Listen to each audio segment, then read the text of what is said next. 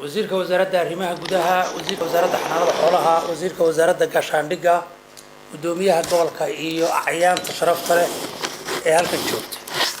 marka ugu horeysa xukuumadaha waxaanu aad uga xunnahay ama aad iyo aad uga tiiraayensanahay inay ku soo korodho arrin tiiraanyale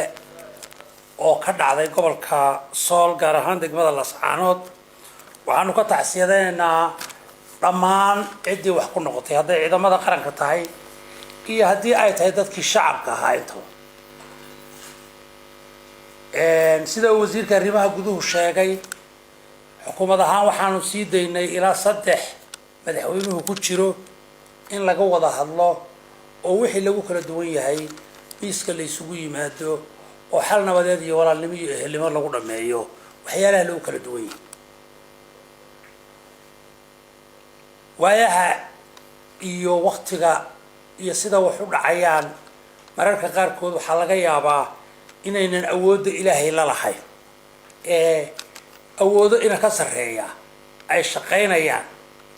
oo waxa dhacaya aynan bilaadan ahaan control karin intaanu hadalay ka bacdi dadna waa dhinteen dhaawac iyo dhib kalena waa yimaadeen kadib markay xukuumaddu wada hadashay la garwaaqsaday inay haboon tahay la faguray waxa la isla qaatay anigoo ku hadlaya afka madaxweynaha jamhuuriyadda Soomaaliland afka xukuumadda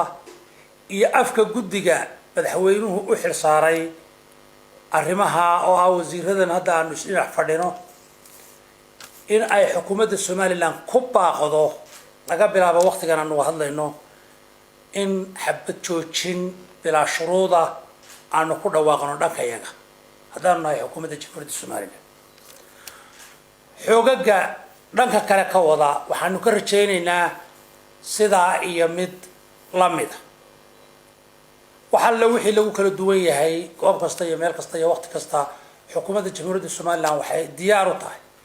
in ay arrinta miiska wada hadalka timaado oo laga wada hadlo waxa lagu kala duwan yahay waxaan kaga ambabaxayaa hadalkayga dhibaatada jirta hadba meesha marka ay taagan tahay ayay ugu yartaa maanta halka ay taagan tahay hadaynu ku afqabano kulligeen guul baynu wada joognaa ma wixii loo dhaafaaba waa khasaare ka badan ama ka ballaaran kii hore annagoo aan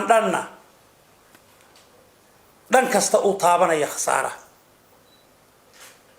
waxaan ku celinayaa dowladda jamhuuriyadda Soomaaliland waxay diyaar u tahay inay miiska wada hadalka timaado xabadana joojiso walaalahayo iyo dadka aanu kala afkaarta nahay iyo dadka sharafta leh iyo dadka noloshu qiimaha ugu fadhido iyo dadka hogaamiya ee karaamada iyo sharafta leh ee arintani dhibayso waxaanu iyagana ka filaynaa inay go'aamada kuwa la mid qaataan oo ay xabadda bilaa shuruud ku joojiyaan miiskana la isugu yimaado lagana wada hadlo wixii aynu ku kala duwanahay waxaanu baaqaa islaanahay waa mid xambaarsan nuxurkii dawladnimo iyo qaabkii nabad loogu soo celin lahaa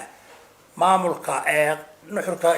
dawladnimo xambaarsan iyo qaabkii nabad loogu soo celin lahaa gobolka Sool gaar ahaan degmada Lascaanood